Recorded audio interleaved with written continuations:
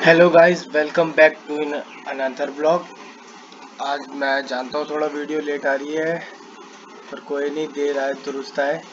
तो आज हम अपने टॉपिक को आगे बढ़ाते हुए पढ़ेंगे। तो इसमें कुछ टॉपिक्स वगैरह आए हैं, जैसे हम पुरानी वीडियो में भी हम अपने नोट्स अपलोड कर देते हैं। तो खाली आप इनको समझिए। आपको नोट्स मैं अपलोड कर दूंगा, आपको वहाँ से प्रोवाइड हो जाएंगे, और थोड़ा अपना सुविधा के लिए आप इनको लिख सकते हैं एक जगह, कि अपनी अंडरस्टैंडिंग के लिए। तो चलो गाइस, हम स्टार्ट करते हैं। ओके। सो गाइस, अगर आप चैनल पर नए हैं तो लाइक शेयर और सब्सक्राइब करना ना भूलें, क्योंकि इससे मेरे को एक इंटरेस्ट मिलता है और एक पॉजिटिव वे में मेरे को अप्रोच मिलती है कि मैं ऐसी वीडियो और बनाऊं और ऐसी वीडियो और लाता रहूं।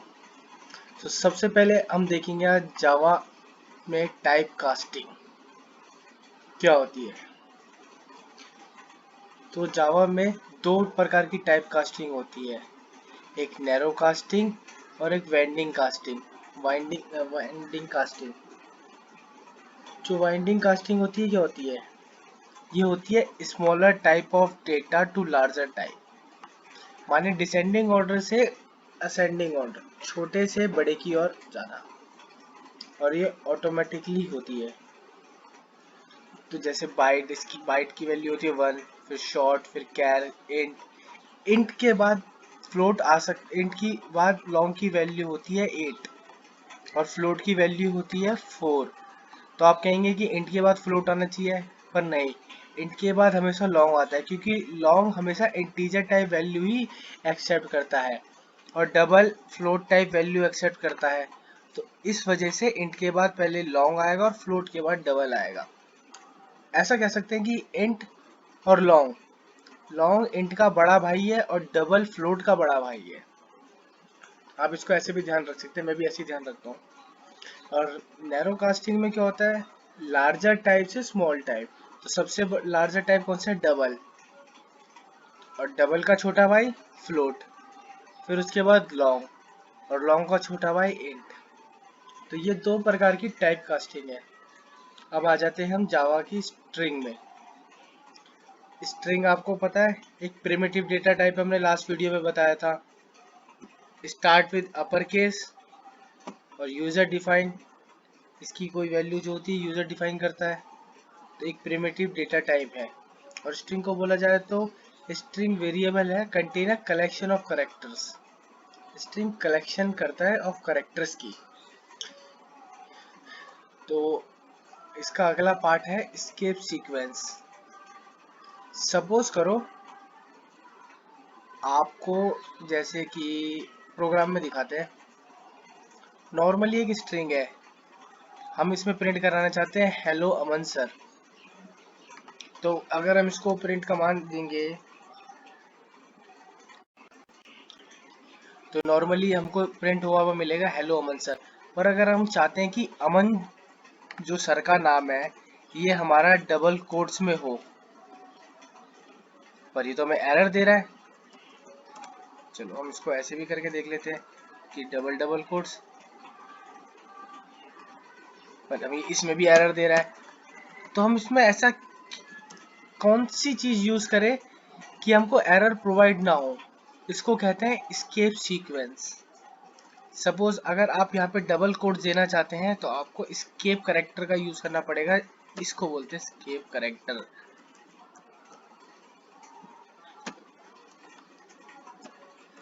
अब हमें ये एरर प्रोवाइड नहीं करेगा। और जैसा कि आप देख रहे हैं ये अमन डबल कोट्स के अंदर आ चुका है, तो that's called escape sequence.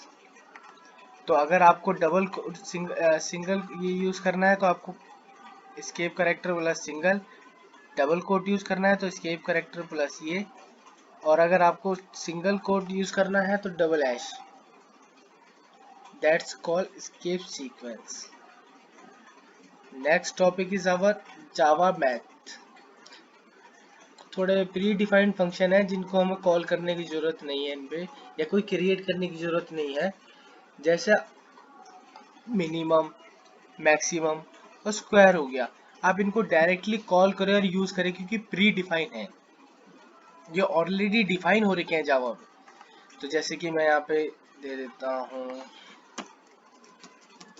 System dot out dot print एलन, और इधर हमने दे दिया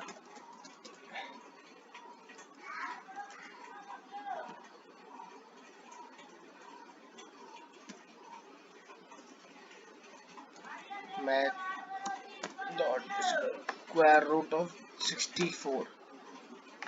तो हमें 64 का डायरेक्ट हमने कॉल करा,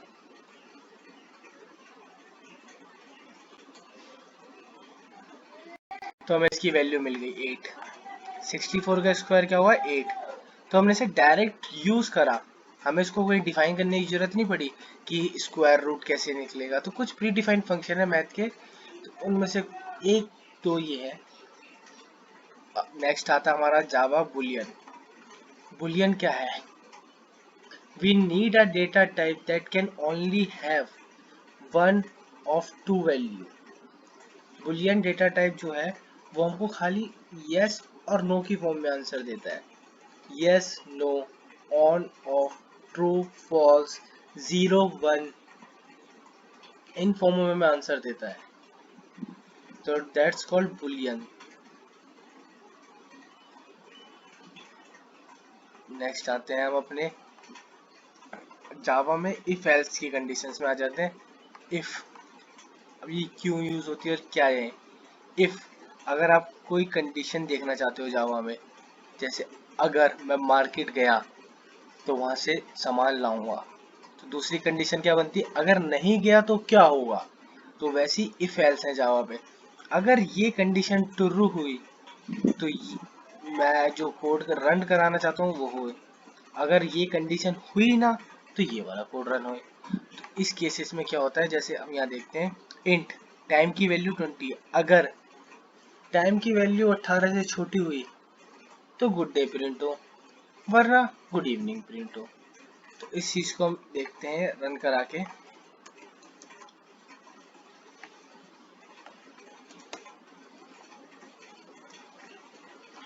गुड इवनिंग प्रिंट हो रहा है, क्यों? टाइम की वैल्यू 20 है, 18 से छोटी है नहीं, तो ये स्टेटमेंट हो जाएगी हमारी रॉन्ग। तो एल्स वाली प्रिंट होगी, इसलिए यहाँ पे गुड इवनिंग प्रिंट हुआ। तो हम इफ एल्स कंडीशनल ऑपरेटर है इसलिए यूज करते हैं। नेक्स्ट आता है स्विच स्टेटमेंट। अब स्विच स्टेटमेंट क्या होती है? मान ले बहुत सारी कंडीशंस हैं, बहुत सारी स्टेटमेंट है, अब हम उनमें से एक चूज करनी है, तो हम कैसे करेंगे? उस केस में हम यूज करते हैं switch. Switch statement to select one of many code. बहुत सारे कोडों में से कोई एक स्टेटमेंट चूज करने को कहते हैं स्विच। अब जैसे हम ये एग्जांपल रन करके दिखाते हैं आपको।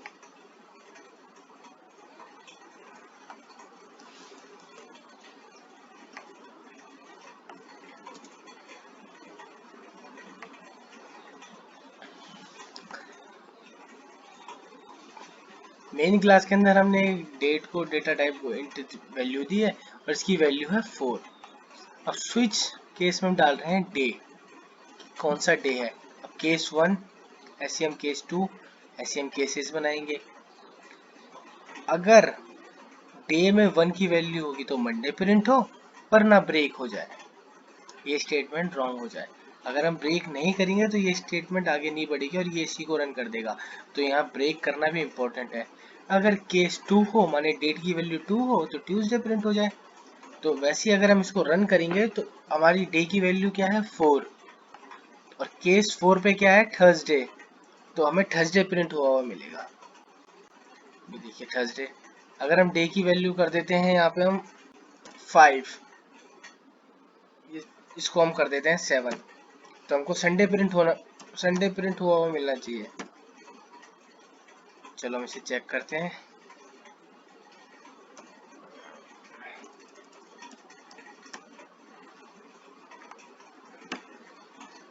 Let's check it.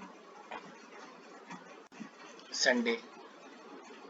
In multiple codes में जब हमें कोई एक कोड रन कराना होता है तो हम स्विच स्टेटमेंट यूज करते हैं इस केसेस में। Next file loop.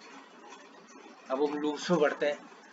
अगर आपको बोला जाए कि पूरी क्लास के रोल नंबर प्रिंट कराने हैं, जो खूब सारे बच्चे हैं उनकी कोई आईडी प्रिंट करानी है और वो एक ही सीक्वेंस में चल रही हैं, तो अब ऐसा तो है नहीं कि system dot out dot print L N करके हर एक बच्चे का डेटा मैच कर डेटा प्रिंट कराएंगे। उस केसेस में हम यूज करते हैं लूप, जो हमारे प्रोग्राम की लेंथ शॉर्ट करता है और रन टाइम को बढ़ाता है। ये जल्दी से जल्दी रन हो जाता है, कॉम्प्लेक्सिटी घटाता है। इस केसेस में हम यूज करते हैं लूप। तो पहला लूप होता है हमारा वाइल लूप। वाइल लूप में सीधा हम देते हैं कंडीशन, फिर उसमें हम कोड ऑफ ब्लॉक एक एग्जीक्यूट कराते हैं। अगर ये कंडीशन ट्रू हुई तो ये एग्जीक्यूट हो जाए। लेट्स सी, अब जैसे ये एक लूप हम इसको करते हैं, उससे पहले मैं आपको रन करा के दिखाता हूँ।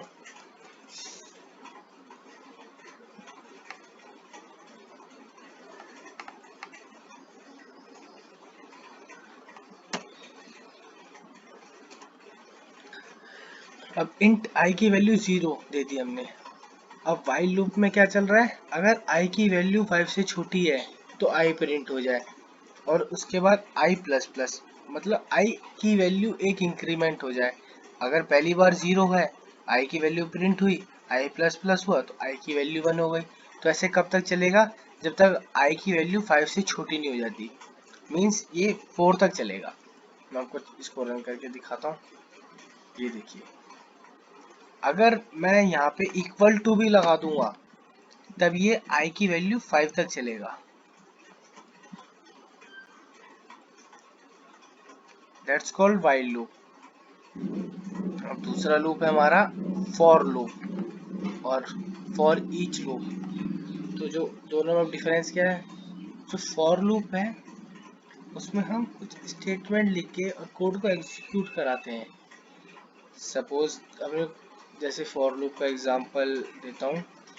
फॉर लूप लिया और उसमें हमने आई की कोई वैल्यू दे दी कि अगर आई की वैल्यू इतने से इनिशियल कहाँ से स्टार्ट होगी एंड कहाँ तक होगी, स्टेटमेंट 2 में आता है। और स्टेटमेंट 3 में आता है कि कैसे इंक्रीमेंट होगी या डिक्रीमेंट होगी, आई प्लस प्लस होगी या दो दो के बैचेस में होगी। तो हम यहाँ पे वो यूज करते हैं।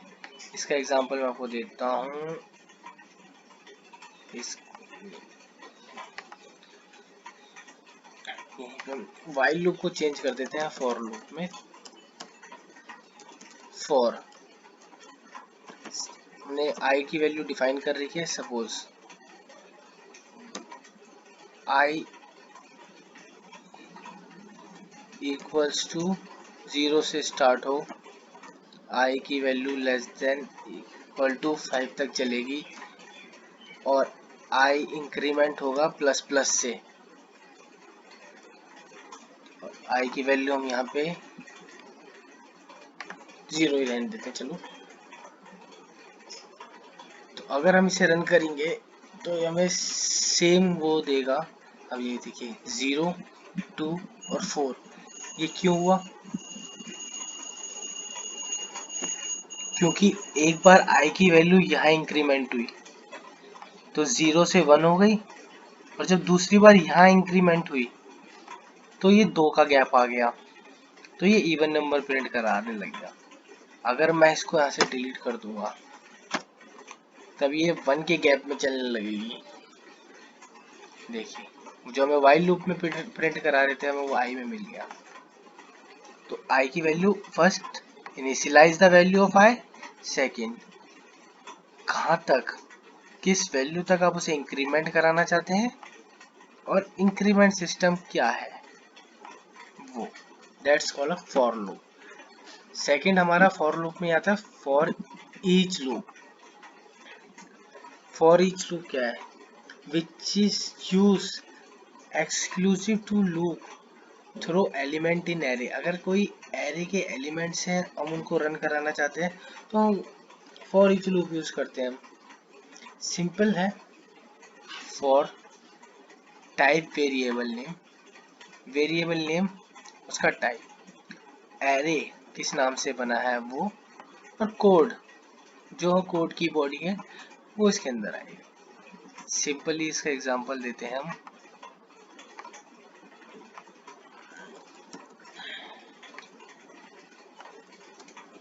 सपोज करिए हमारा कार्स है, हमने एक एरे प्रिंट करा लिया, इसके अंदर 4 गाड़ियों के नाम, वॉल्वो, BMW, फोर्ड और मजाडा।